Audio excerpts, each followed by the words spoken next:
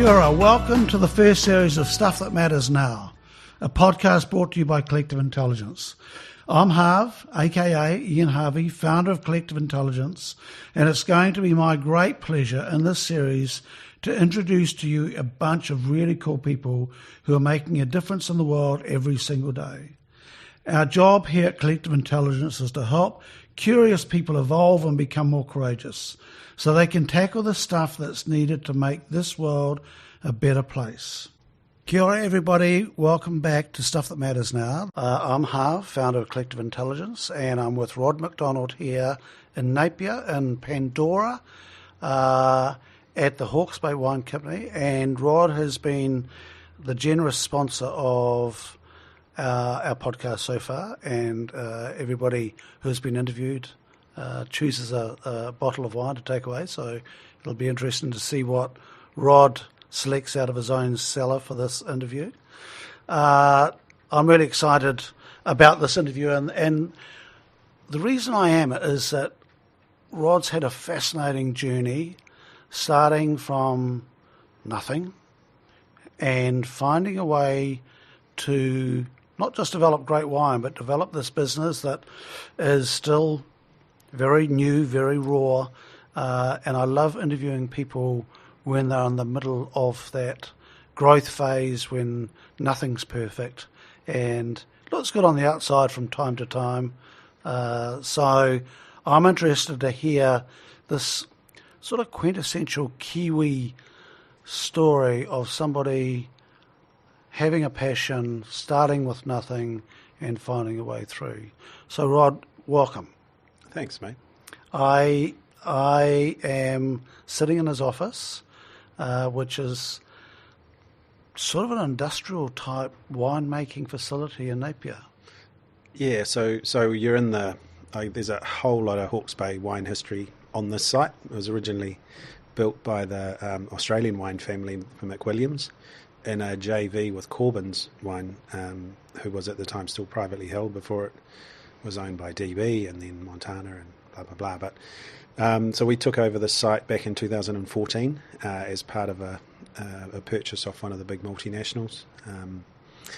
We did what felt like a great deal at the time, and we're still enjoying the benefits of that sort of the little leg up start we got. So and it's becoming more obvious as time goes by just how lucky you were to be in the right place at the right time.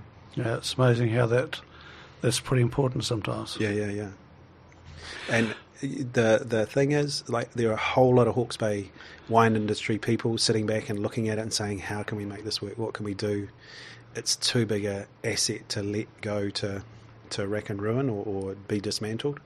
And we certainly didn't have a crystal clear plan of how it was going to work, but it was just too big an opportunity to let go. And Rod, it's the wine industry looks pretty glamorous from the outside at times, but behind the scenes it can be less than. Yeah, totally. The thing about the wine industry that makes it so much fun is, and we are storytellers and we tell stories about wines and stories about where wine's grown and vineyards and all that sort of stuff a lot. And we talk about I end up talking about the business journey a lot as well when we're talking about why our wines taste like they do and where we come from and all that. So the great thing about the wine industry is you're a farmer 1 minute, a labourer the next. You're working on a piece of machinery, something that's worth millions of dollars. You're trying to figure out how it works, and often with a hammer in your hand, giving it a gentle tap. So there's still a lot of agriculture in the wine industry. There's nothing glamorous about cellar work or pulling leaves off vines or whatever. But then at the other end, when you're trying to build brands, you're rubbing shoulders with some of New Zealand's greatest creative minds, some of New Zealand's wealthiest people who have a passion for wine and the stories that come with it from the old world, and trying to get a sense of how you tell your New Zealand story of the journey in a way that's compelling to them. So, start the morning and driving a tractor, finish the day drinking expensive wine in one of Auckland's best restaurants or one of London's best restaurants or whatever. it's there's something there for everybody. So we're going to come back to that. What I want to get a feel for today, Rod, is to kick off with. I'm really interested in your journey from where you started from, where this inkling of winemaking came from, through to getting to Hawke's Bay. Okay, so where were you born? Whangarei. Whangarei. Yeah. Yep. And what sort of family? So, mate, can I just make the proviso that you jump in and cut me off when I start getting into too many rabbit holes? I'll do that. You do that for me? Thank you. Don't be boring. You're asking a lot, mate. You're asking a lot. So, so I was born in Whangarei. My parents and grandparents and grandparents before them, we were farmers, sheep farmers up north. And my grandfather was a stock agent, and so we always had a tie into farming. My mum comes from Takapau, which is central Hawke's Bay. So mum and dad met when he was a shepherd down here in Hawke's Bay. So I spent a lot of time in Hawke's Bay when I was growing up, school holidays and chasing around central Hawke's Bay on motorbikes and bikes and, sun-drenched, dry hills during the summer holidays in school and all that sort of stuff. So I've always kind of loved Hawke's Bay as a part of the country. It was always a massive journey back then, 8 hours to get down here from up north. And so... And you drive down in the family car? Yeah. Or we'd get sent down on the bus. Right. We'd have to manage a stop in Auckland and then Taupo, and it was such an adventure. Yeah, and that's even today it's a big journey. But that road from Whangarei, I know that well. It's not great. Yeah. So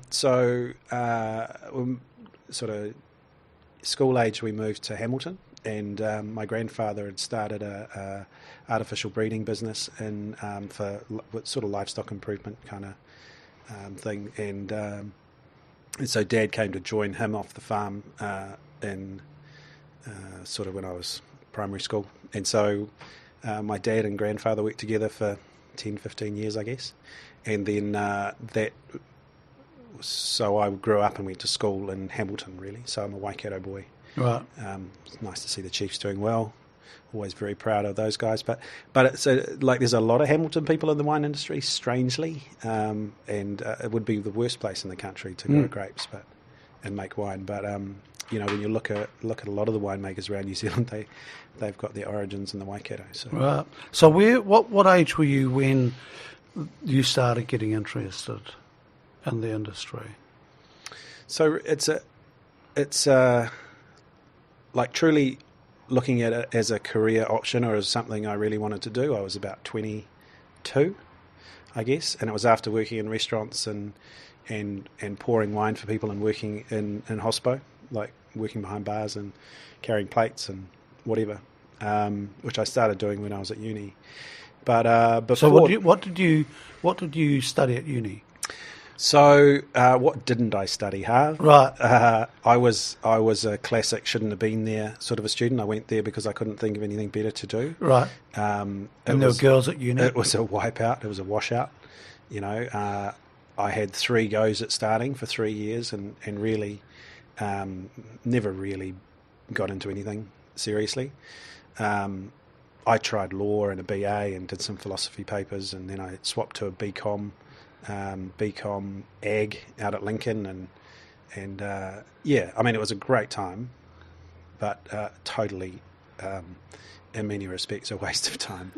But on the way through, really the spark for working in wine and hospo really took off.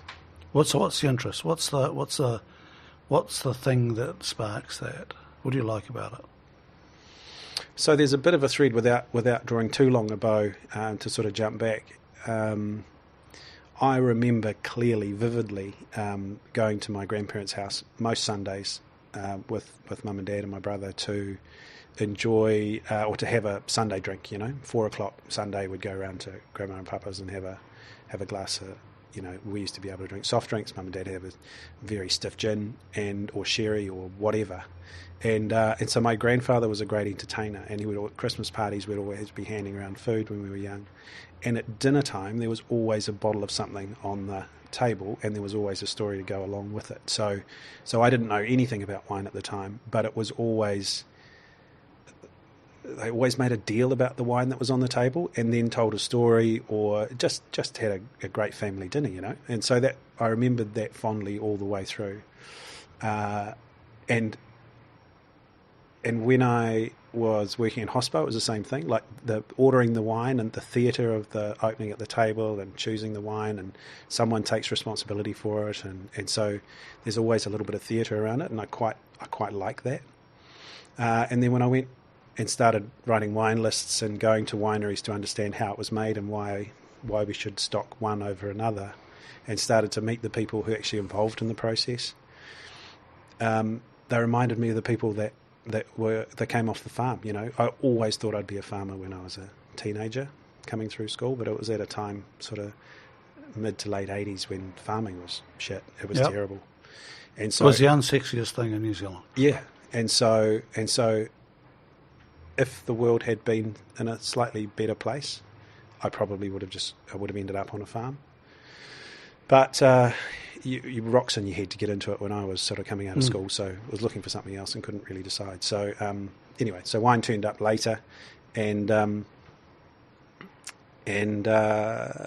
meeting the people working in cellars and making it, and all of a sudden they looked like overall wearing, tractor driving, salty, crusty, grumpy sheep farmers or dairy farmers or whatever, and I felt immediately comfortable with it.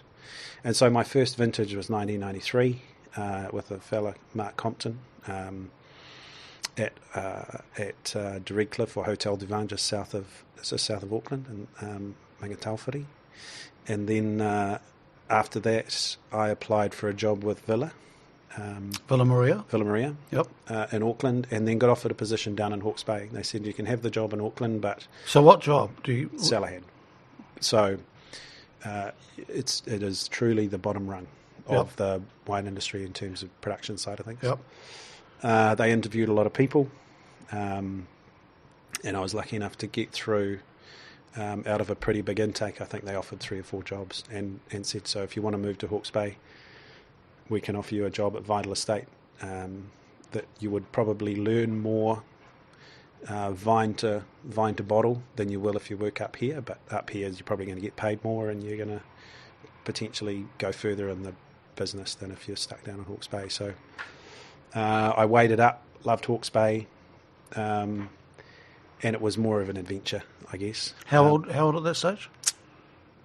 24. Yep. 24. Yep. And so no qualification? No winemaking qualification. No, nothing since school. Yep. And so you turn up there, and what are you doing day to day at Villa? At Vital. Vital, sorry. Yeah, Vital Estate.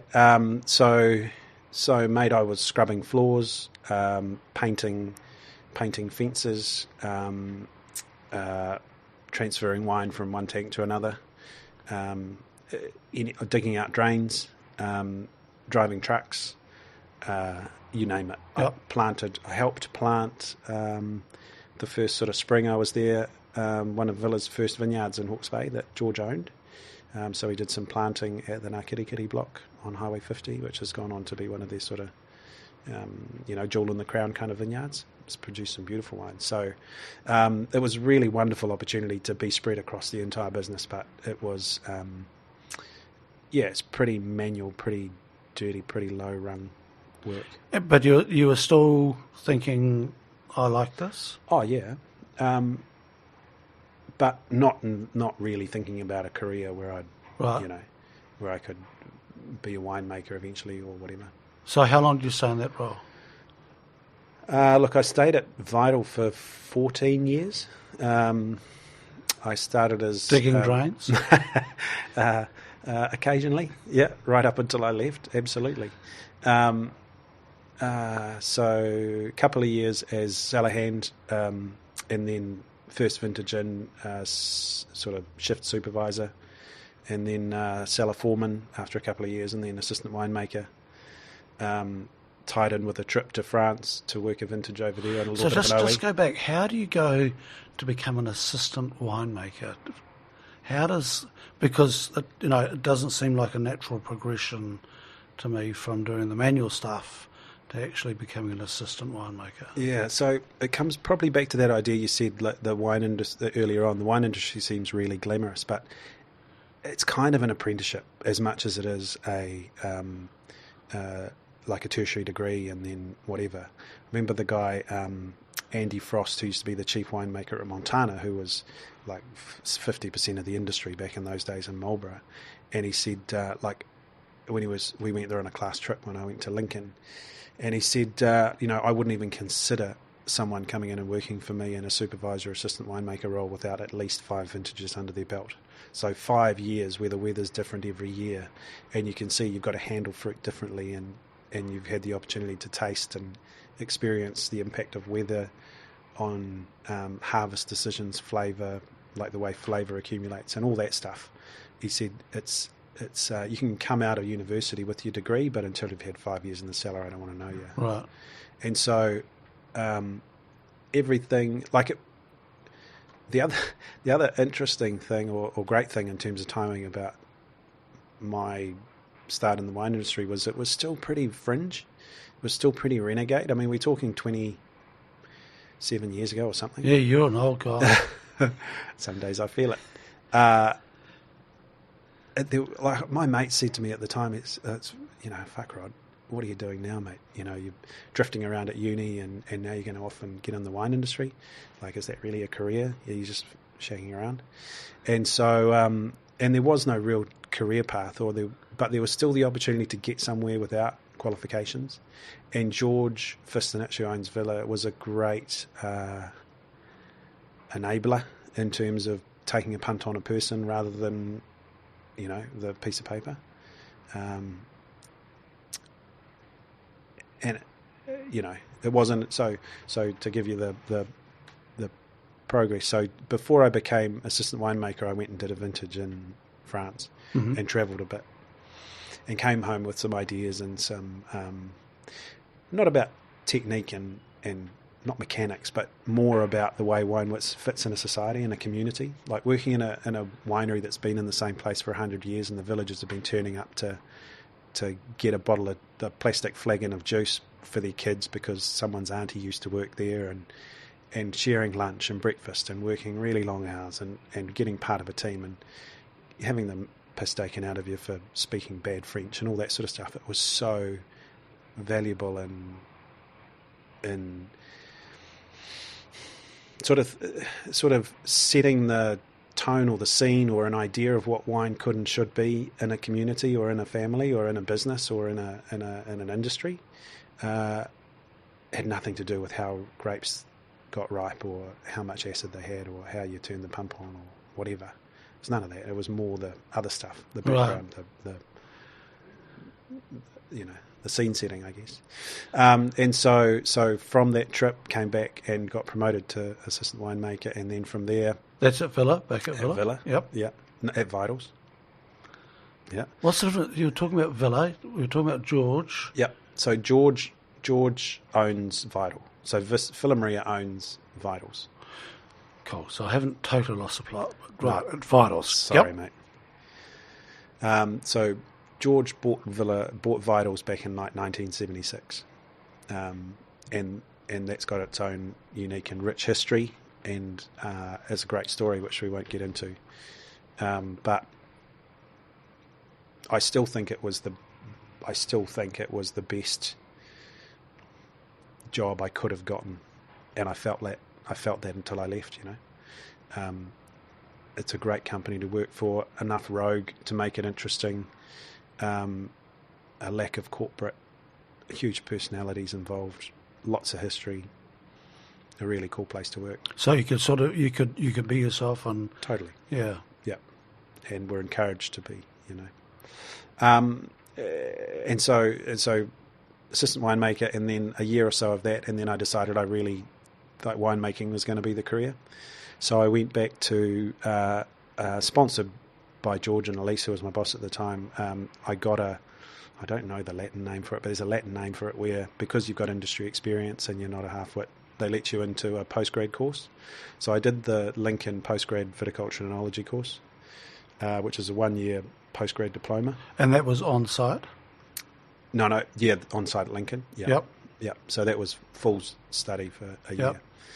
And I hadn't seen the right side of a B grade since I was 16, and so, but I'd done enough to get a credit, UE accredited and stuff. So they could see that I was smart enough, and obviously I was applying myself at work, and they kind of ignored all the DNFs and DNSs from uni, and let me into the course, and I smashed it. Like, I loved it, and I was really good at it.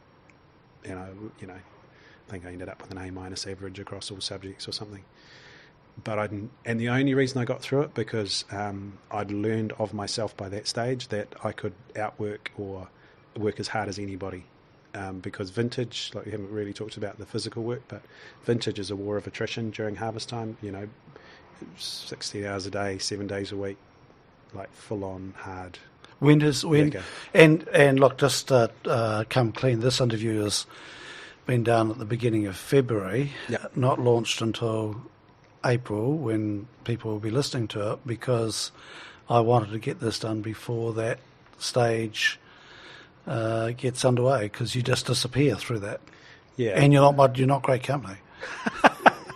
I'm a little less frenetic than I used to be. I've got to say, I've got to own up to. But it's a different, the jobs evolved, the roles evolved. So I'm not at the coalface every day. I'm in the vineyards every day, and I'm in the winery every day. But it's not great use of my time to be slinging hoses and stuff. So you come back from Lincoln, you go back to Vitals? Yeah. So this is another great for me opportunity, just timing. Elise left on maternity leave 2 weeks after I got back from getting my postgrad, and so Elise, George, and I sat down and had a conversation and said, "Well, do you want to do the winemaking role while Elise is on maternity leave?" And I swallowed hard and said, "Absolutely." And so George said, "Do you think you can?" And I said, "With the right support, absolutely." And I was so far out of my fucking depth. But I, like I said, it was just, I knew I could work hard, and I knew I'd been in the winery for 4 years. I'd just come out of, a year solid learning the chemistry and the technical requirements. I knew I'd get a really good support from the cellar floor. And I knew the vineyard guys would look after me in terms of covering any gaps, knowledge or whatever. So, and so we launched into it, and as a result of starting then, enjoyed one of the hottest, finest, longest, best vintages the Hawke's Bay's ever had in 1998. So, just absolutely lucky. If we'd had a 97 or a 99 in terms of weather and everything else, I would have been toast. Yeah. I mean, you'd like to think you wouldn't, but 98 just laid it on that it was so easy by comparison to a tough vintage. Right. So we made some good decisions. We made some amazing wines through the result, as a result of a lot of people chipping in, and lo and behold, you were a winemaker. Yeah, and Elise decided not to come back, and so I was made, permanent solution sort of 12 months after taking it on. And I've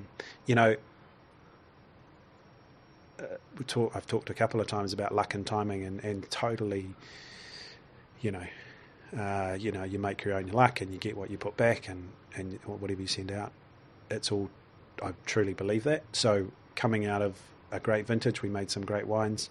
They were really highly awarded at the local shows in New Zealand, and a couple of big wins overseas as well. So we got off to a flyer and built enough momentum and enough confidence in the people at the winery and in the sales team and with George and his management team at Villa that it was it was a great ride. And so I was winemaker from late 97 through to 2006. And a lot of people come through the cellar. Management team was pretty solid. So you could have stayed there forever. Yep. But you didn't. No. So as much as we were having a great time and we were getting to play with some of the best fruit out of Hawke's Bay. I mean, that's been one of Villa's strengths always, has been to overinvest in the quality that comes through contract growers or their own vineyards. So you do genuinely get to play with some of the best fruit that Hawke's Bay produces or New Zealand produces. So it's an armchair ride. And part of working for a bigger company is you're insulated from the harsh realities of sales budgets. And you've got to manage your own operating budget. Mm-hmm. But, the real nitty-gritty of business, you just never really got a sight on, especially being a satellite down in Hawke's Bay. So my winemaking role was technical, and there was quite a lot of storytelling out in the marketplace, just going out with reps and stuff. But there was no nitty-gritty held accountable for wine styles or whatever. And did what was the ego doing at this stage? What did you think you were pretty cool? Mate, I've always thought I've had my ego reasonably under control. I've had a couple of people tell me along the way that I didn't have it under as control as I thought, which I've, let's maybe go away and have a think about it. But no, I mean, I think so we won champion winemaker of the show in 2006 at the Royal Easter, which is being judged this week actually. And so winemaker of the show, New Zealand winemaker of the year is what they call the title. And we won that in 2006. And we won it because the average standard of the wines that we were making and had on the market or got entered into that show, the way that it works is you get, X number of points for winning a trophy, X number of points for winning a gold, blah, blah, blah, blah, blah. And then they kind of divide it by how many wines you enter to give you an average. And so we won the highest average points for number of wines entered that year. And that doesn't happen by accident. But it also doesn't happen because I'm a good winemaker. It happens because I'm in a structure that has promoted the right people, the right resources, the right whatever, to be able to... but someone's got to put it all together. So, and that was my role, to pull it all together. So why did you want to leave? So the only thing that wasn't really working in my mind at Vital was the fact that, and I've spoken to George about this, so if he ever gets to hear this, I hope he doesn't get too upset. But Villa Maria bought Vital in '96. It bought Esk Valley in '87. George's life and his family's life has been Villa Maria. And so having other brands in a different region to fit into a portfolio, Villa's always got to be the hero. And so decisions get made strategically around wine style and range and resource allocation and all that sort of stuff. And whilst on paper it was very clear what needed to be done to build Vital into a super premium brand in New Zealand and overseas, quite often, or a number of times through that journey over 5 years, we'd just get to the point where we just got to a point where we were about to break through and be taken seriously as one of New Zealand's best producers, and we would do something dumb to support Villa's growth, or strategically get used at a price point that didn't actually help our claim to be one of Hawke's Bay's best producers or whatever. And we had a succession of marketing managers and sales managers, and they would come in, and the first thing you do is, as a new person in a role like that, is you look to the brand that's not performing and you change it. Wow. So you relabel it, rebrand it, change the story, whatever. And so third iteration round, I thought, look, I can stand in front of the same room full of people that I've stood for sit in front of 3 times before, and talk to them convincingly about why this is the brave new world for Vital, and put on a show but not really believe it. Or I can say, this has been great, I've learnt an unbelievable amount, I need to go out and have a crack, and feel good about standing up in front of people and telling the truth about what we're doing and why. Were you single at the stage, or married, or? So I met my lovely wife Jo at Vital. She was working in the restaurant as a waitress. I'm always reminded of that Human League song. I was working as a waitress in a cocktail bar when I met you. You're not going to sing it? It was a wine bar. Are you going to sing it? I can. Can you? No, I won't. So Jo was working in the restaurant. She'd just come back from uni. She did a honours degree in arts degree, honours in classics. And I had just started 1994. I was working in the cellar as my first full year in the cellar, and we'd just come out of vintage. We'd all do stupid shit, like we all got number one haircuts and grew beards for harvest. And so when she met me, I was a filthy, dirty hand, like stained hands, with a buzz cut, and a full beard. Yeah. Who she saw in overalls, fuck knows what she was thinking. But that's where it all started. So that was in '94. Was she liked that look? She actually has a preference for long hair, and she doesn't mind the beard. But yeah. So when you left no, Vitals, were you married at that stage? Yeah. So we had Bruno and Lola 2000, 2004, and Arlo in 2008. So we were 2 kids and 1 more to go. So this is not a decision to take lightly with a young family. No, not at all. It's a whole different game. Yeah. So what was the plan leaving there? Yeah. So we had a plan, and I thought it was quite a good one, and about 6 months in, it completely changed. So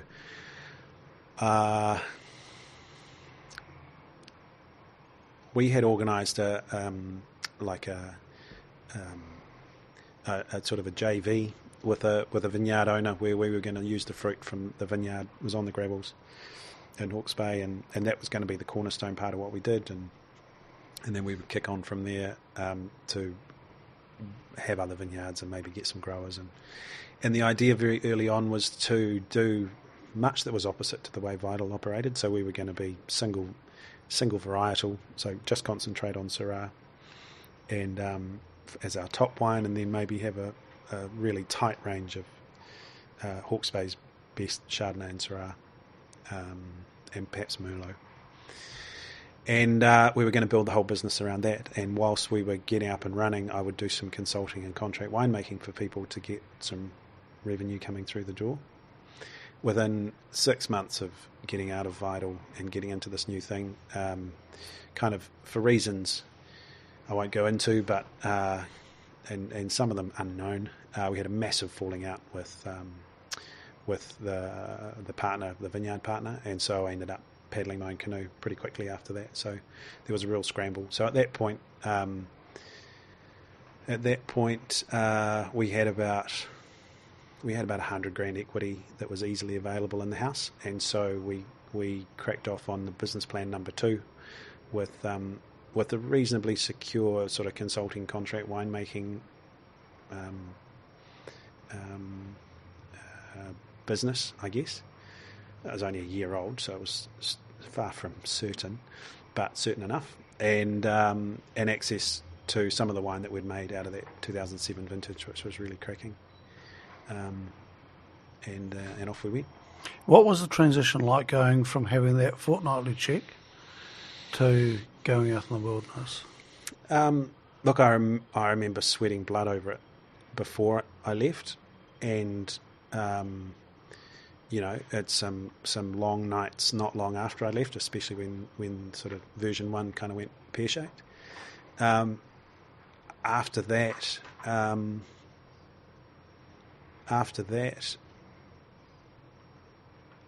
never really thought about it again. So you jumped, and you're going to carry on. Yeah, you just got to, crack on. What was your biggest doubts at that stage, going out by yourself?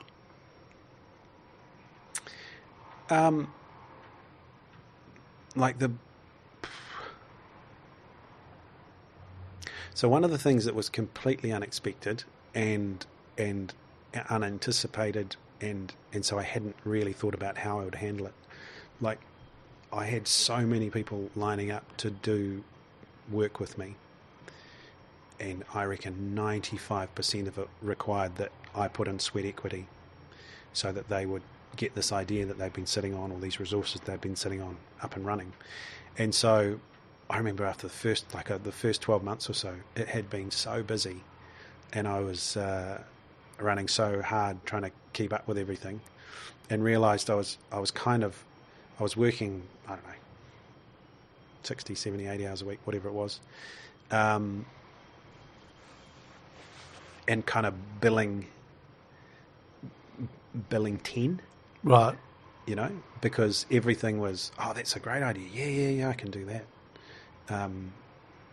And you could see that 6 months' time or 12 months' time it would start paying divvies. But there's just that first period where, you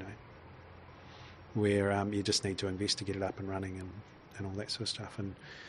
And so I ended up like almost tripping up over that, like so much forward investment in great ideas, but I didn't really have the cash flow to justify it or manage it or fund it. So very quickly figured out that I needed to get a slightly more sustainable platform to the business, which is why we got in so deep with contract winemaking, which remains a really important part of the business today. But it was, first of all, it was picking up a 20-ton customer or a 30-ton customer, and by the time before we bought this place in 2014, we got up to close to sort of 1,500, 2,000 tons, but it was spread across production, which is the same as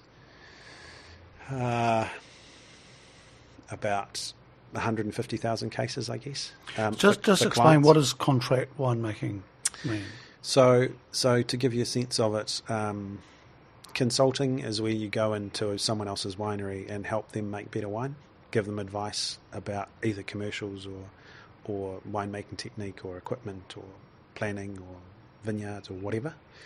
Contract winemaking is when someone gives you a truckload of grapes and says, I want you to turn that into Chardonnay of a particular style, and I want to pick it up in 9 months' time. And we would generally charge those people X dollars a litre to be able to achieve what they want. So I've got customers who in the first tranche I was doing like a 5-ton customer, where it was a sort of a passionate vineyard owner who always had the dream of producing some of New Zealand's greatest wine. So we had some of those. And then we had a guy who I used to work with at Villa who ended up in Australia, who we were doing a really big contract for. We crossed about 900 tonnes for him. And so we were spread across 5 at the Zenith. Before we got this place, we were spread across 5 different wineries. There was just myself and Mandy who did the books, and I was charging from winery to winery, trying to find space and manage expectation a lot of the time. Did it ever happen where you made wine for people and they went, "Oh, this is shit," or not quite what we expected? Oh, look, I don't think we've ever made shit, Harv. No, I'm happy to say, but it's not an exact science. It's in as much as Mother Nature, she's a cruel mistress. So fruit, it's rare that you get fruit that's just right. So, but there's good winemaking. There's there's lots of different kinds of winemaking and lots of different opinions and expectations around quality and style and all that sort of stuff. So I don't think anyone was ever really let down from a quality point of view. We had a few situations where we had to sit down and really talk about, well, mate, this isn't going to turn out great because the product, the grapes just aren't up to it. The grapes aren't up to it, so we're going to have to aim a little lower this year. And I've certainly sat down and had the conversations the other side saying, look, I know the fruit was great, but I've done everything that we kind of did everything that we planned to, and it should be a lot better than this, I agree, but this is the way it's rolled this year. And at that point, that's when you've got to have the confidence in the longer term. So if that happened for more than one vintage in a row, or more than one vintage in a row, if that happened for more than one vintage, whereby we hadn't made wine that met expectation, then that's where I start to take responsibility in terms of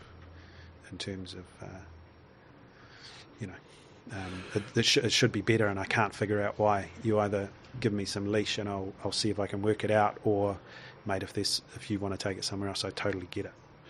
You were in a hell of a feedback loop, though, Rod, weren't you? Just thinking about that, because you'd be dealing with a whole lot of people, a whole lot of different sorts of wine, grapes, and people would be, telling whether they're happy or not, and it'd be quite a pressure cooker at times. Yep, absolutely. I used to usually dread the first, there's a few things that I do to manage my own state of mind, I guess. I used to really dread those first tastings post-vintage, when the growers would come in and we'd sit down and try through all the wines, and those used to be some of my most stressful periods, especially when we desperately needed the business. We didn't want anyone to be unhappy, and we had worked our asses off to make sure that they weren't unhappy, but shit happens, and everyone's taste's different. And so some of our early clients, we were really holding their hand through the whole process. They had no idea what to expect, so we were the sole arbiter of quality in some respects, so they believed what we told them, and I don't think I ever abused that trust. But I'd encourage them to bring mates or other people along to those tastings so it wasn't just me and them, so that they would have another.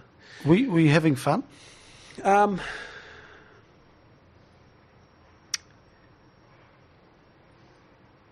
I think so. It was a big pause for I think so. Well, I'm just trying to remember, mate. It was quite some time ago. In terms of that sort of phase, I love the highlight of my working week, and it remains so, is the opportunity to play magician in the tasting room. Having gone through harvest and the stresses and strains that come with that, and sit down with the raw material to make something great, and to make decisions about style and place and quality and suitability for market and all that sort of stuff, with the building blocks that we've got, it's still my favourite part. So did I enjoy that part of it? I enjoy it more now that we're doing more of our own stuff, because if it's a fuck up, it's mine, and or mine and the team that's put it together. When we're doing it for other people, the investment from it's less about you and it's more about them. So I'm more invested in our own wines to some degree, but I find the process of winemaking and stuff a challenge, and so I don't think I put any less effort into other people's wines than we put into our own, but the fun starts for me when we're blending our own and we're telling a story that's got a continuum behind it, so an evolution. So the wines we're making today are recognisable as wines that we made 5 years ago, but they have continued to evolve and get better, or more individual, if not better, certainly more individual and characterful. What makes a good winemaker?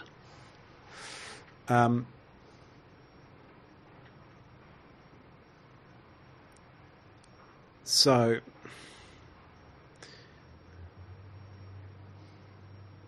if you're so there's two kinds of winemaking. There's two aspects to winemaking. It's a multifaceted kind of job. But so you need to, if you're small, you need to have an amazing attention to detail and an ability to pivot and minimise compromise on the way through. Minimise compromise, what does that mean? So 11 o'clock at night, you've been there for 18 hours, you were there yesterday for 16 hours. The juice needs to have something done to it to maximise how good the wine turns out. You need to stay for another 2 hours to get it done. So you either need to stay that 2 hours yourself, or you need to be able to be working with someone who buys into the what you're trying to achieve. Yep. Like I talk about it a lot. I used to talk about it a lot. I talk about it less now, and I'm not quite sure why. But the winemaking process is 1,000 bricks, and it doesn't matter if a few of those bricks are missing. So you have the opportunity to make great wine. There's 1,000 decisions to make. 100 decisions to make. Let's not over egg it. I was going to get you to categorise 1,000. There's 100 decisions to make. Doesn't matter if you get 6 of them wrong. No one's going to notice. You probably won't even notice. But get 10 of them wrong, and all of a sudden it's like, it's not as good as it could be. Tips. Or maybe, and with some wines maybe it's 15, and with some wines maybe it's 2. But like if you start out with the ambition of making 100 right decisions, and you fuck up a couple of things on the way, it doesn't matter.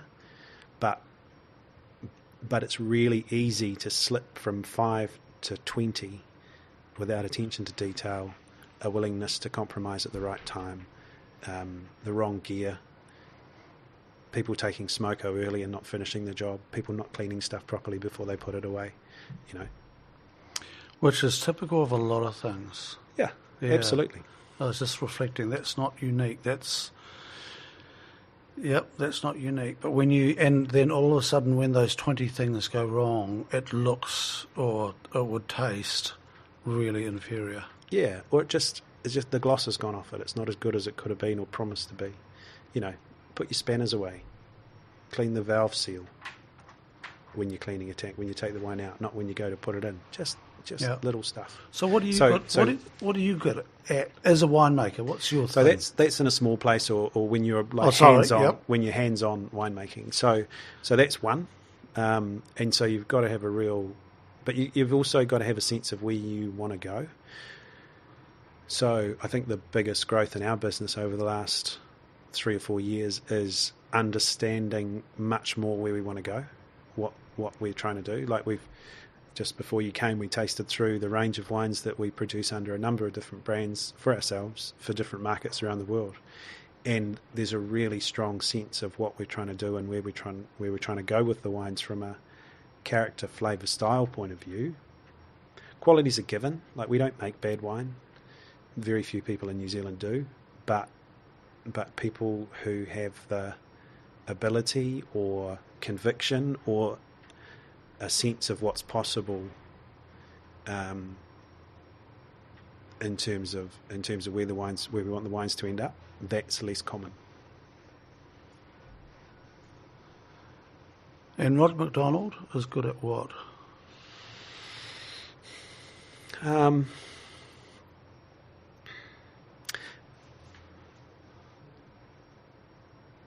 That, like, what I've become a lot better at in the last couple of years is exactly that, understanding that that's the challenge. It's not technical.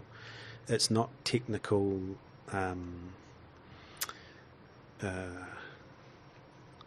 expertise.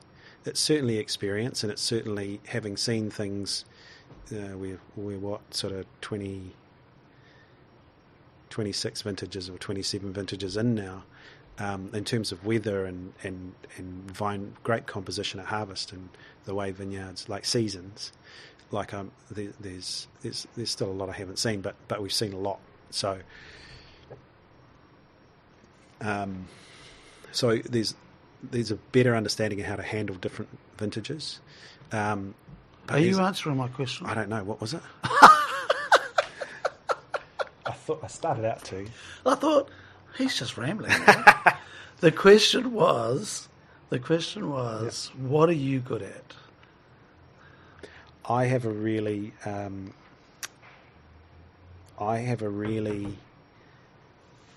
clear. I now am getting a really clear sense of what's possible and what we want to do, and what the challenge is in terms of making wines that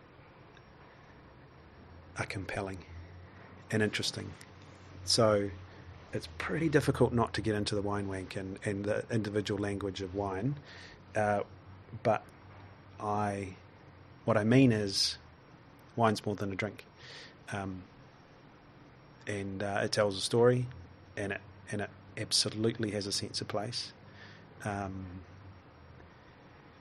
and so for us, our sort of founding principle is great wine tastes like where it came from and who made it, and we use that as a stick to measure a whole lot of things in the business, around how we do things and what we do and what we do next, and so there's a whole lot of sort of backstory and gravitas that comes along with that. But what it means, like when I've tasted great wine,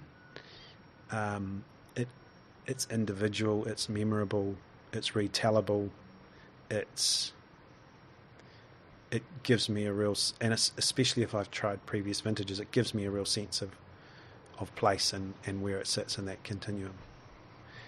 There's coming back to that, what makes a great winemaker, I was trying to remember a Pablo Picasso quote that I saw just the other day. I've seen it before, someone else paraphrased it, but it's learn the rules like a pro so you can break them like an artist. So just repeat that. Learn the rules like a pro, yep, so you can break them like an artist. So until you understand your craft, or until you understand the job, until you've done your apprenticeship in terms of nuts and bolts, how pumps work, what refrigeration is, what impact it has on fermentation, where yeast come from, how you control them, all the nitty-gritty of the finer points of winemaking, then like once you know all that, then you can start to muck around. Then you can start to have some fun. Then you can start to take things in a different direction. Then you can start to figure out how you make wine taste like where it came from. So in the past, I have likened you to an artist, which you hate. Didn't feel comfortable for you. Is that feeling any more comfortable now, or am I just barking up the wrong tree?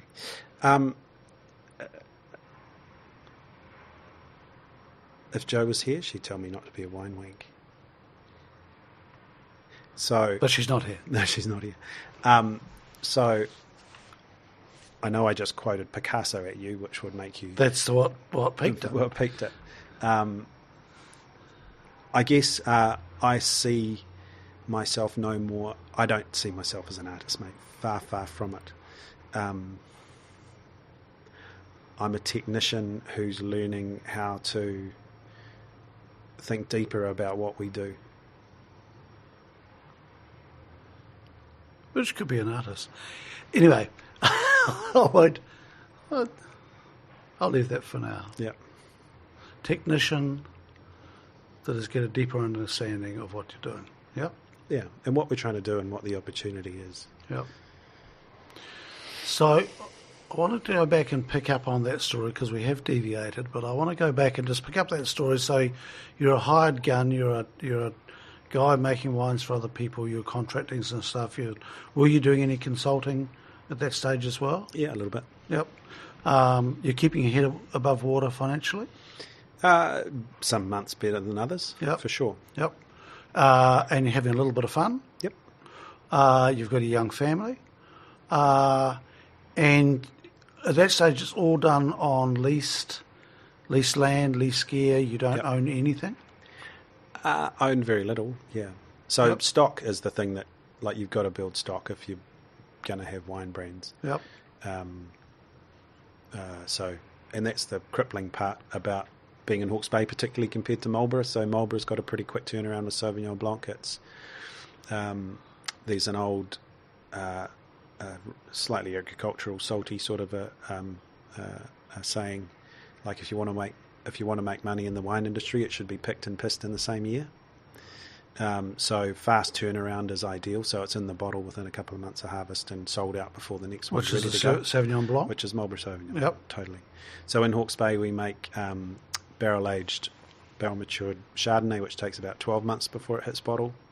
And with our reds, that can be up to 2 years in barrel before it hits bottle. So we've funded the grape growing season, we've funded the winemaking, we've put it into barrels, which are expensive, and we've carried it for another 2 years once it's hit barrel before we then put it in a bottle and start selling it. So there's a 3-year lag time basically that we're sinking cash into a product that we start to sell. So it can be pretty tricky.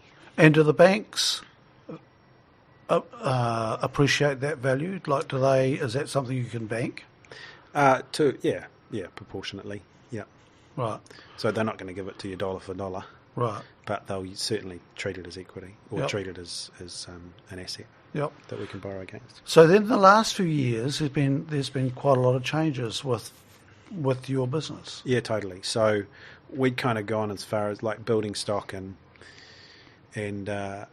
so sort of 2013, I guess, is when the first evolution was to bring in a partner, fellow Mike Ferrugia, who's got a wonderful sales pedigree based in Auckland and used to work for a big winery here and had an ambition to build a wine distribution company. And so we had wine to sell, looking for a distributor, so it all made sense. So Mike came into the business and we grew ridiculously, and then about the same time the opportunity came in for Hawke's Bay Wine Company. So the contract winemaking really took off at that point. We sort of tripled in size and tried to more than tripled in size actually, and tried to take advantage of this wonderful resource here at Pandora. And were you leasing? Was that to lease this? So yeah, we leased this off a landlord, but we were in a JV with the Hawke's Bay Wine Company with the landlord. Mm-hmm. So that was a great arrangement for us. We got access to a single facility with the capacity to make all the clients' wine and all our own wine, and have capacity to burn. So that was a wicked deal. I remember the first time seeing this and going, "This is huge." Yeah. Some days it feels more huge than others. Yeah.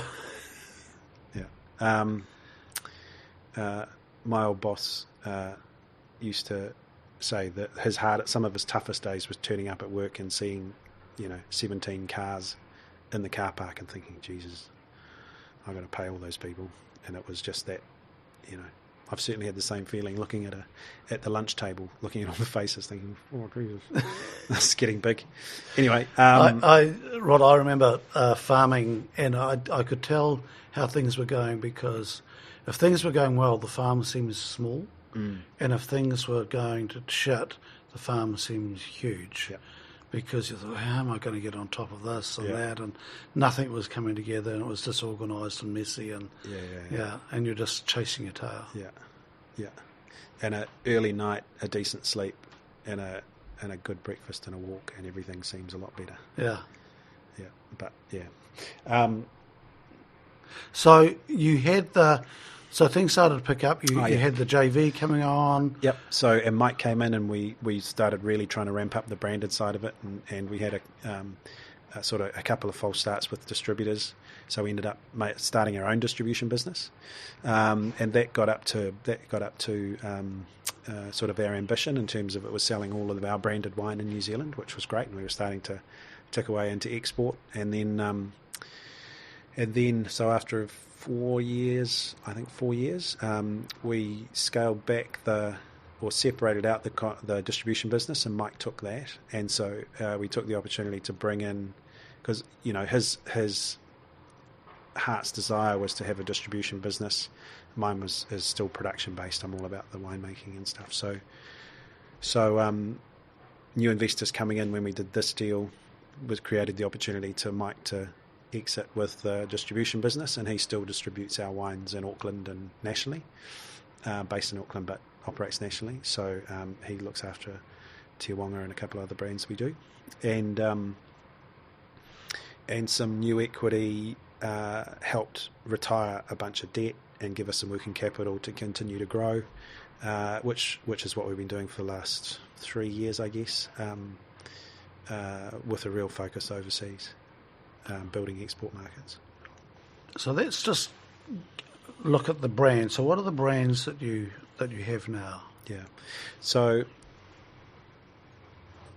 we're doing it. We're actually in the middle of a brand review in terms of the hierarchy and the structure of it, the architecture of our brands at the moment, which has been a really interesting process. NZT&E have been great. We've done quite a lot of work with them. They put us up in front of a couple of specialists to give us some advice about what to do and where to next, because we've always operated on the kind of the finger in the air, that seems like a good idea, I'd buy that if it was me, assuming that the people that we're selling to and the people we're telling our stories to are of similar taste to us. So we're not trying to make wine for every man, we're trying to make great wines that we want to drink and then find the right people to buy them. So, which is if you can be honest about what you're doing and be transparent about the process and show how excited you are about the different wines you're making, then people get caught up in the story. It's a lot harder to do when you get sort of one remove with the distributor in the middle, but you just need to work with the retailers and restaurateurs to get them excited about what you're doing, and they'll tell the story for you. So to your point, I think probably the best way to describe our structure now is we've gone from being Rod McDonald Wines, which was the original name of the business for the first 6 years, to become Te Awanga Estate. So as part of the restructure and investment a few years ago, we were able to buy Te Awanga Estate. So we've got 20 hectares out there. That's where we've got our cellar door. That's our home vineyard. It's just going into conversion for organics now. And we farm about another 50 hectares, which is a combination of leased and managed blocks, and that's all about 50 hectares of organic certified. So we're about 3/4 or 2/3 fully organic certified, and then the rest in conversion. Why is that important to you? Yeah, you asked me about brands, and I started talking about production, which is my default, mate. And I apologise. Yeah, I know. But we'll get back to that. But we're talking about organics now, rather than we'll get back to the brand question that you didn't answer in the first place. Yeah. So why organics?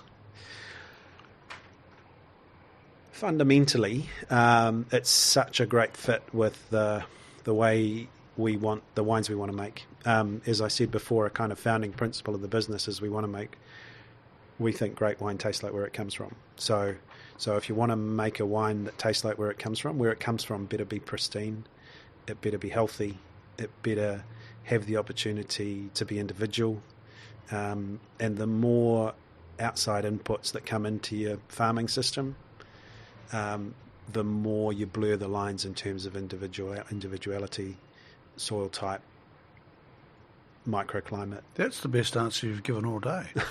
Brilliant. Yeah. That's I get that. That's really succinct. Yeah.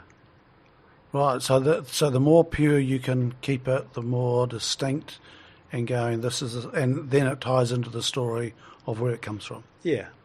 Yeah. And so it sounds stupid, but to explore it a little bit more, if you look at the 4 boundary fences of a vineyard and say, well, that's our, the ecosystem that we create within those boundaries.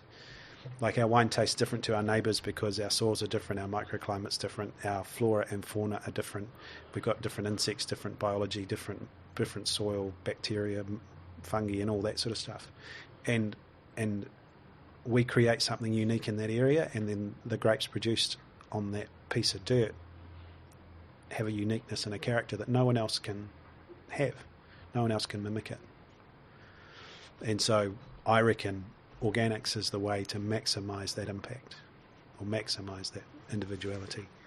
And that's what we want to see in our wines. And it's easier to do when you're making a 200 case ultra premium Syrah that you're going to sell for $100 a bottle.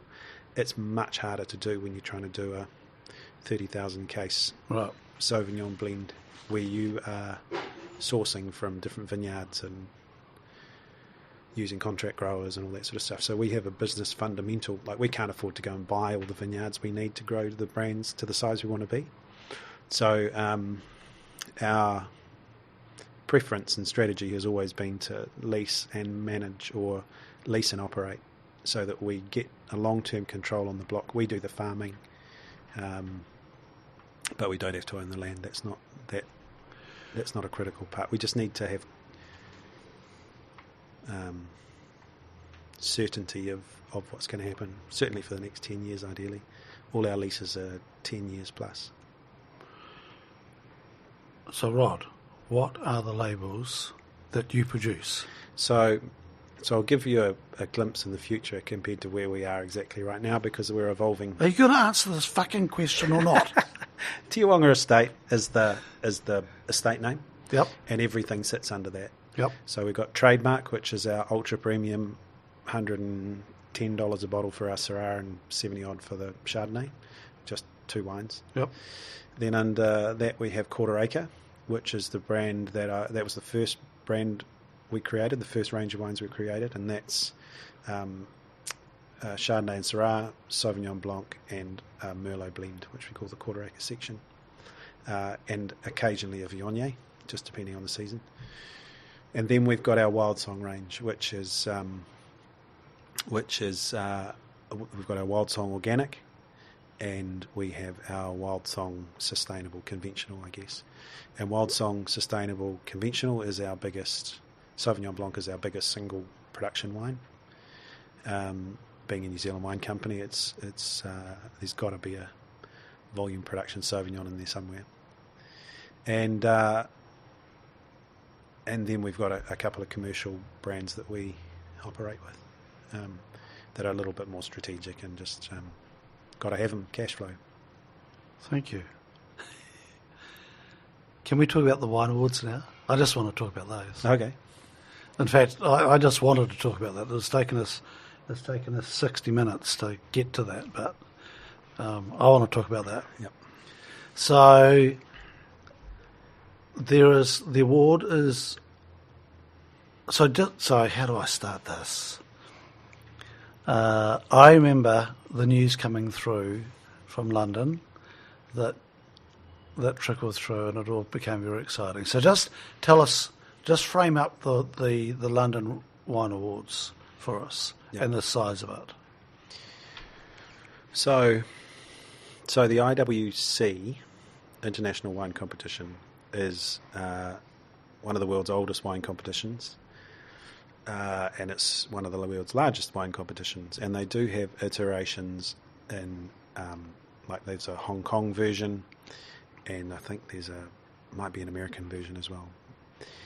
And so wine shows all around the world, like there's probably 3 or 4 important ones in New Zealand, and they can be large or small. So New Zealand's biggest is around 2,500 wines entered, and the IWC, I think there's over 100,000 entered, which is mind-boggling in terms of how many wines that is. And so we enter shows, and a bronze, silver, gold medal is an assessment of quality by a panel of judges. And there's always a hierarchy in terms of judges. There's junior judges, senior judges, and chairman of judges. And so to win a gold medal means that you've achieved a certain quality. So within a category, there might be 5 gold medals, there might be 2, there might be none, out of 100 wines, depending on how many wines achieved. So it's all about the standard. Yeah, it's all about the standard. And so a gold medal in New Zealand, awarded by judges in New Zealand, should be the same quality level or have the same attributes as a gold medal awarded in London or New York or whatever. Everyone's judging to the same standard. But so in the London competition, how many judges would there be? So there were There'll be over 100, but they'll be set into panels. So a panel might be 3 or 4 judges with a senior and a junior, and then there would have been, I think there's something like 30 panels. So it'll be about 100, but I can't remember exactly. Or blind tasting. So the process is the wines get entered, they get put into categories. Those categories get judged like with like. So Syrahs get judged together, Chardonnays get judged together. Sometimes they split it further and do vintages. So within categories there'll be vintages of Chardonnay that are judged together. So the same vintages are judged together. And so each variety has a class, and then there's a few outliers as well.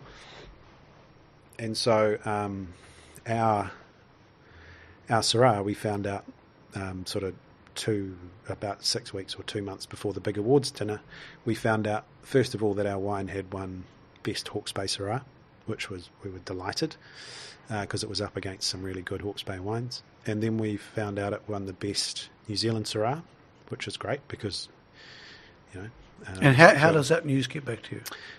So press release from the show organisers. I think we had a heads-up email a couple of days before, and then there's just a procession of results come out over time. And that feels pretty good. That feels great. Yep. And then we found out. I think within days we found out that we'd won the best New Zealand red wine. So up against Pinot and Merlot and everything else, they judged that the Syrah was the standout wine of the varieties from New Zealand, which was cool. And then we found out we won Best International Syrah. So that means judged against Syrahs from all around the world, from Chile, from France, from America, Australia. They judged our Quarter Acre 2015 Quarter Acre as being the best Syrah. So in the world. In the world. At that competition. At that right? competition, for those people who had entered it, but quite a few had entered. And put it in perspective, this will be up against established French vineyards and all of that, right? Yep. And big corporates and Yep. So how does that feel? Wonderful, clearly. At the same time as being, I hear people use the word surreal, like the world didn't bend and time didn't stand still, but it was still pretty cool. And certainly the phone was ringing, the champagne was popping, and there were some high fives around the office and in the cellar, and we took time to celebrate. It was a pretty cool thing, and we kind of thought, that's it. And it was great, and then just before we move forward, did you ever think that was possible? So other New Zealand wines have won a similar accolade in different varieties. So Sauvignon's won it before, probably 3 times or 4 times. Chardonnay had won it once or twice, and a Pinot had won it once or twice. So it's not like the first time New Zealand's ever done well, and it's a modern competition, well judged, and so New Zealand makes really good wine. So I think, just as an aside, I'm not sure that people understand just how good New Zealand is at making wine. Like, I know we've had a lot of export success and everything else, but like when you're in the industry and you compare how we are to other industries, we are a shining light in terms of the new world, and the quality we're making across a really breadth of different varieties. So we make some of the world's best Chardonnay, Syrah, Pinot Noir, Sauvignon Blanc. So the question I asked was, did you ever think this was possible? No, never even dreamed of it.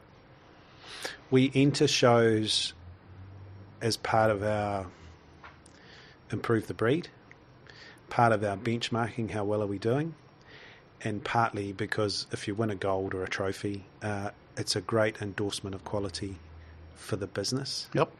To be able to say, well, we won this gold, or we win X That's amount of golds a year. It's a useful thing when distributors are looking at you, when wine writers are looking and figuring out who to go and see. It's a great it's a great it's an easy something to grab onto. Yep. So you've won best Syrah in the world, and then what happens? And then so we get an email. We get an email from the event manager saying, "Hey, we're just sorting out tickets for the awards dinner. Are you guys coming?"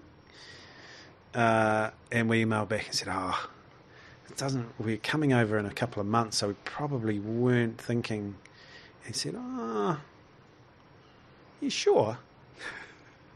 I mean, I'm, it was in an email, so the question was a question mark, it's not a conversation. And then it eventually kind of got to the point where, like he was saying, well, you've got 4 trophies to pick up, because they hand out the trophies for the certificates for the trophy, and said, you've got 4 trophies to pick up, and you never know, sort of thing. And so, and we kind of thought, and so organised to head over, sort of organised a little itinerary around it, and talked to our distributors over there and importers over there, and said, look, shall we get a table and make a night of it, sort of thing. And so we did that, and sure enough, on the night... so just explain, just before we... So you go in there, black tie? Black tie. How many people? About 1,000. And... in a ballroom. So you've got a table of a few of your distributors. Yeah. How many people do you know in the room, apart from that? So that was an unexpected, really cool part of it. Like... I would have known. So we had our table, and I used to go to UK a little bit with Villa when I was working for Vitals. I used to do a little bit of market stuff over there, and then we'd also been in business for 10 years by then. So we'd employed a lot of seller hands and stuff from overseas, and people in the business and who have stayed in the industry. So I reckon I would have known 50 people in the room, right? Which was kind of cool. Kind of cool and unexpected. Yep. But once we'd won, and it was announced on the big screen. Sorry, I'm jumping forward. You're terrible at telling a story, Rod. So you've won Best Syrah, which puts you in the category for? Best red wine of show. Right. Out of maybe 50,000 other reds or whatever, right? Mm-hmm. Yep. And so... yeah, so they sort of limit the amount of awards they give away that night. So there might have been 15 presentations, and so they do the, champion sparkling wine, champion red wine, champion white wine, along with best retailer, best grocery, best distributor. There might have been 15 awards, and so this was the second to last. So the second to last award given at the show. So they gave out the white wine, the red wine, and then the last award was the champion winemaker of show. So that's who's, as I described earlier, it's the guy with the most golds for the number of wines entered, sort of thing, most trophies, which went to a really sweet Spanish producer who made the most amazing speech. It was cool. But Te Awanga, or Quarter Acre, won best red wine for the world. Yeah, we did. We did. Yeah.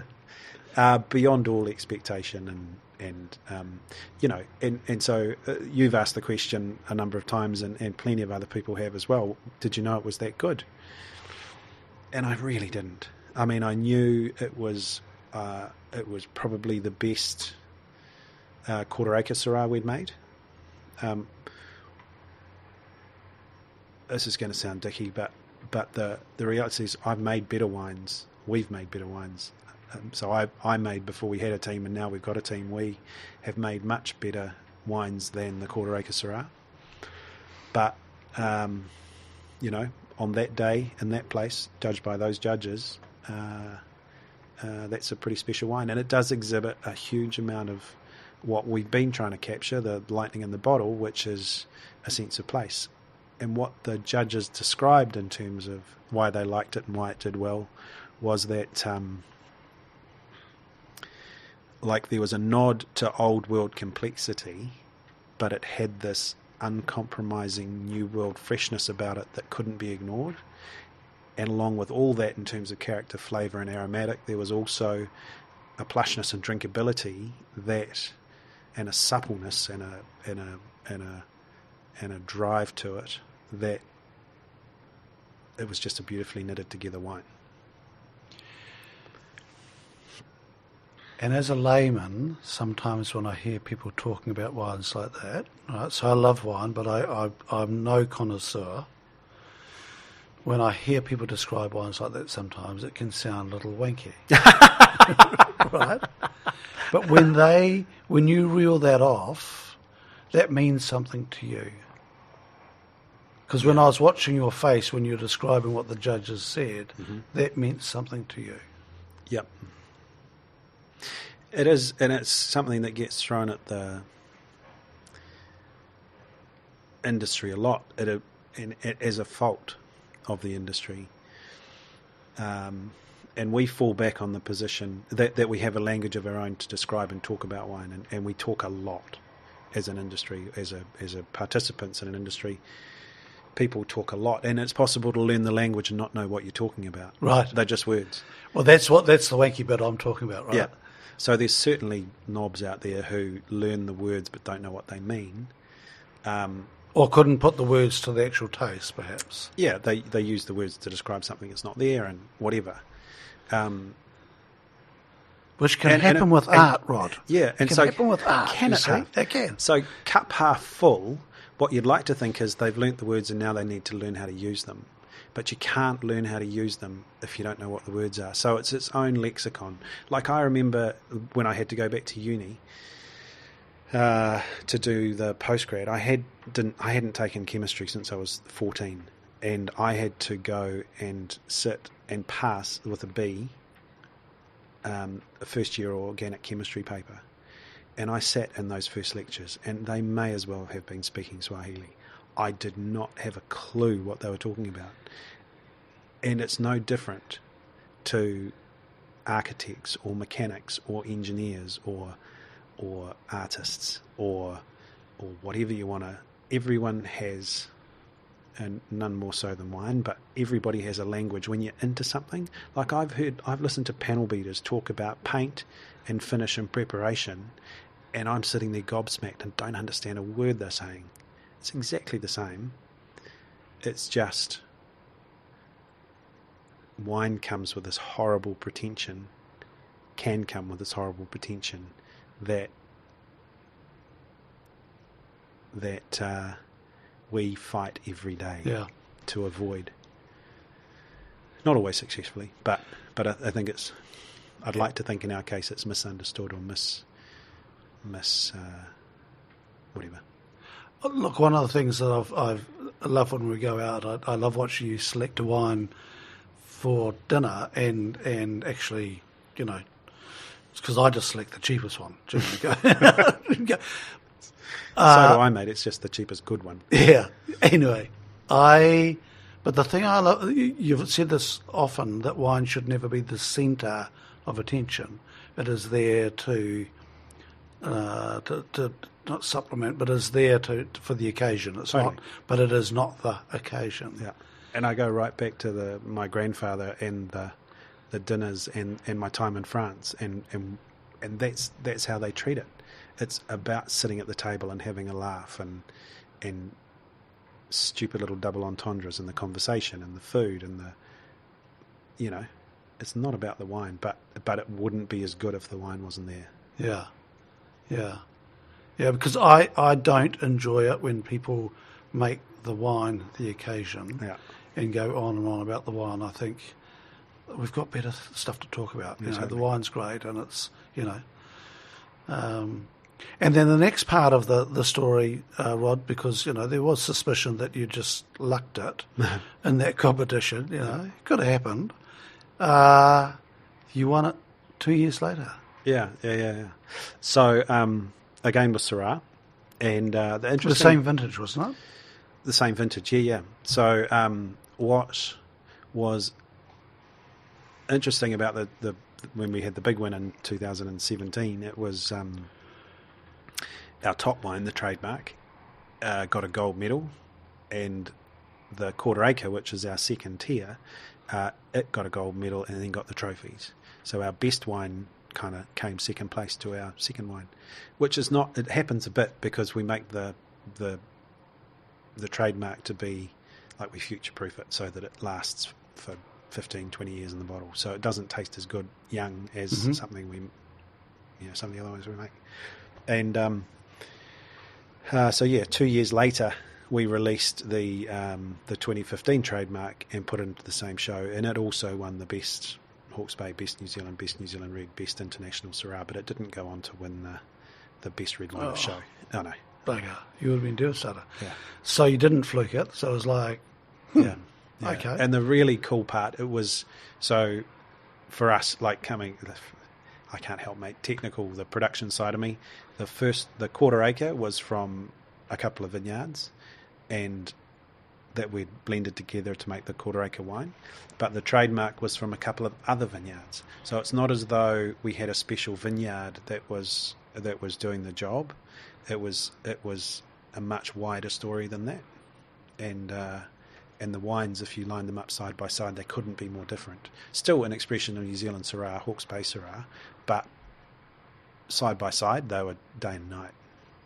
So, Rod, there was a great quote from Taika Waititi a few months back when Jojo Rabbit was released, and he said, I think I might be starting to get quite good at this. Do you get that feeling? I can see it. I can see it. I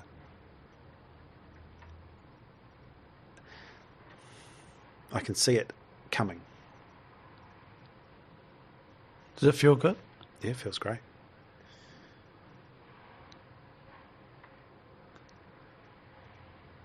So we could just stop right there.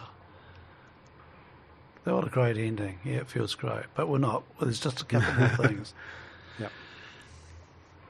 Rod, this journey you've been on, I want to just touch on the family thing. How do you balance the pressures of I think it's possibly a really complex business now. How do you balance the travel, the family, the health, all that stuff?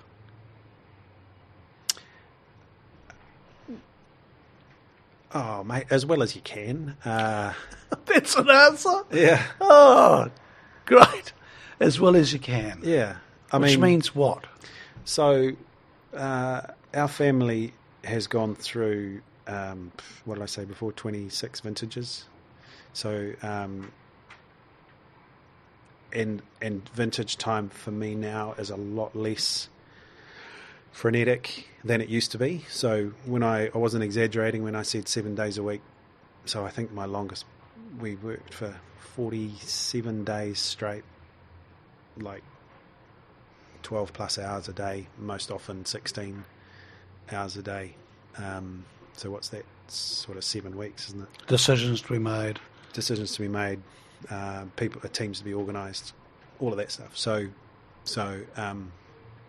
that was 20 years ago, 25 years ago, whatever it was. So mine is a lot more, like with the business the size it is now, I can't drop sales and marketing, I can't drop export, I can't drop finance, I can't drop all the other stuff that needs to happen in the business to solely focus on winemaking. And so I was talking to someone about it yesterday. What we made the decision a couple of years ago, and the catalyst for the way that we viewed people in their roles was more driven by a desire to be authentic about the people in the business and what we were trying to achieve and all that. If I could just preface this, like, we're a work in progress, and we have ambitions about how we want the business to work, and we're not there yet. But I remember when I first started at Vital,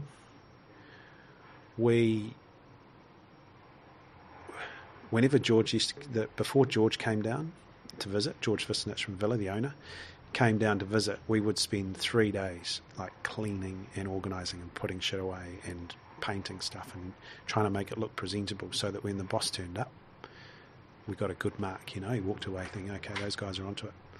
And at the time, I said, fuck, imagine if we could just not care if he was going to turn up or not, because all the shit was put away all the time. and stuff was done properly and all that. And that kind of morphed into an idea about having people, like we get a lot of opportunities to host media and buyers and trade and distributors and all that sort of stuff, and they come to New Zealand and we take them on a tour of our business and they meet our people, and we show them vineyards and we show them the winery and we show them all the moving parts and try and give them a real sense of who we are and what we're trying to do. And I used to turn myself in knots trying to make sure that we looked bright and shiny and that the vineyards were mown, and before we had a big visit from your distributor that we're trying to impress, or the bank or whoever, we would turn ourselves in knots trying to look good. And then I got to the point where it's like, this is going to kill us. What about if everybody, and it was also as part of the audit process for, like, we get audited for different accreditations and biogrow, organics and stuff. Imagine if people coming into our business could ask anything of anybody and get an answer that's kind of carries the line of what we're trying to do. They don't have to learn a script. They don't have to go and work down the back so you don't get asked a question. And so we spent a bit of time talking to everybody, sometimes one-on-one, sometimes in a group, to say, look, this is what we're trying to do, and this is how we're trying to do it, and this is why we're trying to do it. Make wine taste like where it comes from, and make sure that things are healthy and good. And so if you're going to open your kimono and people can come into your business and talk to anybody, it means you've got to look after your people. I mean, you'd like to think you're doing it anyway, but you don't want guys who are not happy in the team. You don't want guys who don't believe in what you're trying to do. You don't want guys or girls who you're worried about having someone talk to because they might not get the shiny story. Or tidy up because the boss is coming. Yep.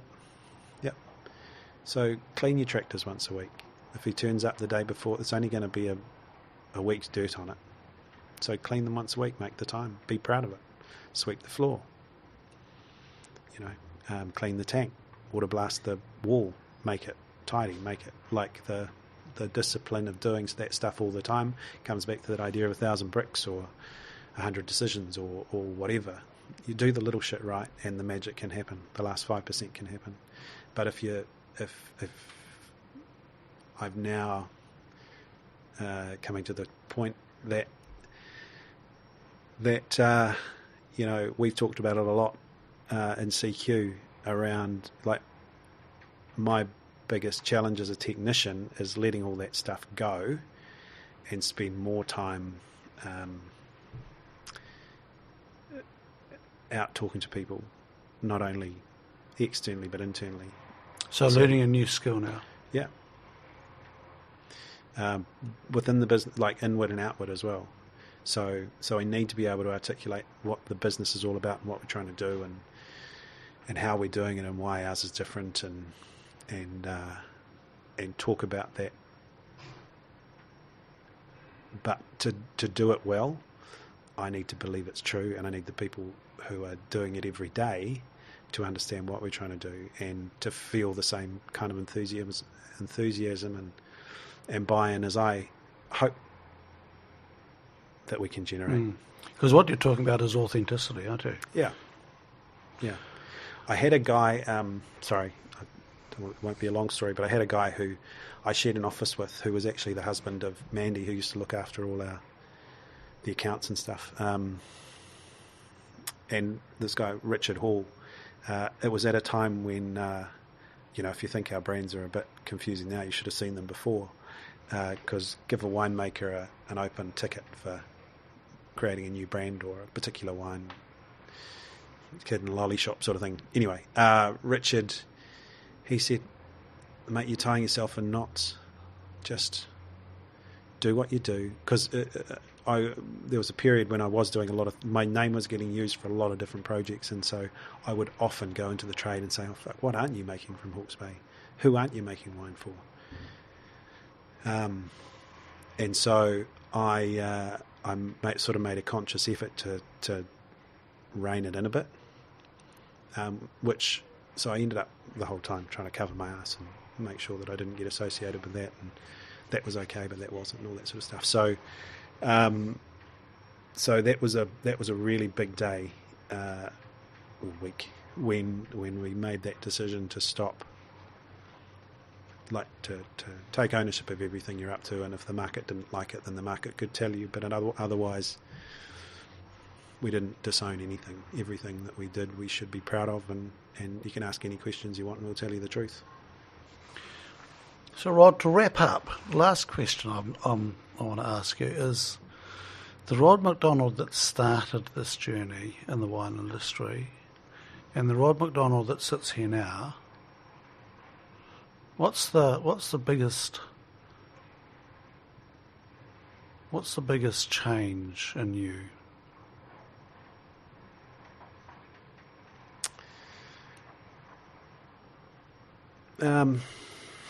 I guess the what I didn't appreciate when we started our business.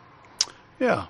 So when you started out in the wine, well, going back to Vitals, right? To, the person that sat there then to the person that sits there now. What's been the biggest change in you?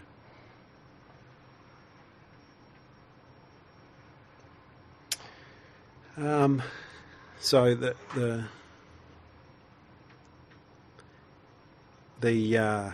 sorry, empty space doesn't really work on the podcast, does it? Blank air. I guess there's a couple of things. First of all, that sort of missed start at university really knocked my confidence and kind of sense of what I was actually going to do. Like, I was good at school, I did well, and then I got into my first year of uni. It kind of fell apart for a few years, and it was the kind of the hard work, the challenge, and the all-in nature of harvest. Kind of, I proved to myself again that I could work as hard as anybody and be successful, and I was better than a lot of people at it. So that gave me a real sense of value in terms of my own mind, and so that was a massive deal for me.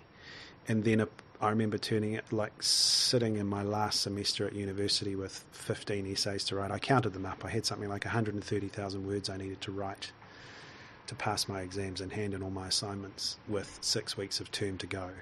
And it was only because I had the confidence of working 49 days straight, or 48 days straight, or whatever it was, that I knew that I could outlast it. I could make it. I could stay up late and get it done. And then the latest change has really been, so that's finite. Like, I've listened to any number of podcasts and read books about it. It's like, if your only skill is to outlast and work harder, then that's not sustainable. You've got to come up with something else. And so this whole kind of discovery and deep thought and attempt to gain a much better understanding of what makes great wine great and what makes wine taste more like where it came from has been the third leg of it. I now understand that I can add more to the business by creating that direction and be involved in creating the team that helps us achieve it, but not be solely responsible for it. So one of the great things that's happened in the last 12 months is the addition of staff in key roles, and the promotion of people in existing roles into more senior positions, and taking over a lot of that stuff that I'm not great at in terms of running businesses. Like, I can make inspired leaps of intuition and stuff, but I'm pretty average at a lot of the average. So it's taking it from the hard-working technician, yep, and then morphing that into a leadership role, storyteller, getting the authenticity, yep, bedded in there. Yep. Totally. And what's interesting is, in hindsight, all these things are cliche, but when you're living it and struggling to get there,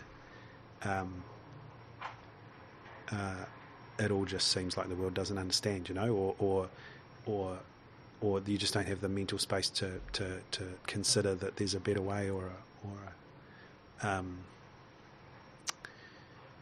which, you know, there's probably 3 or 4 people who've been key in kind of helping me realise that I'm being an idiot and I should be concentrating in other areas, or there's opportunities to grow much beyond where we are.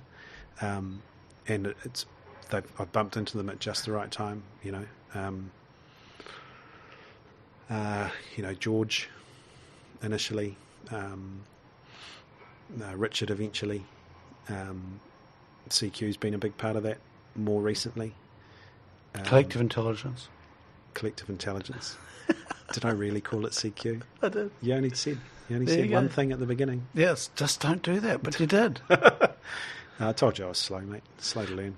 Look, it's been interesting, Rod, because for the listeners' benefit, Rod and I are on the same collective intelligence team, and it's been fascinating to watch you evolve really quickly, I think, in the last few years.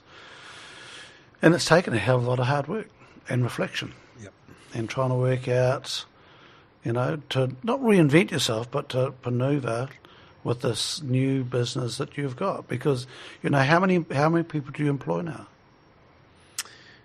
We're about 30 full-time, and then another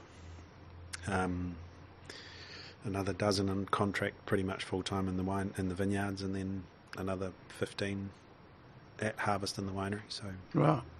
For 3 or 4 month contract. So it's starting to, you know, from a standing start, right? It's not there yet. Yeah. But it's pretty impressive. Yeah, and we're only here by virtue of some really I'm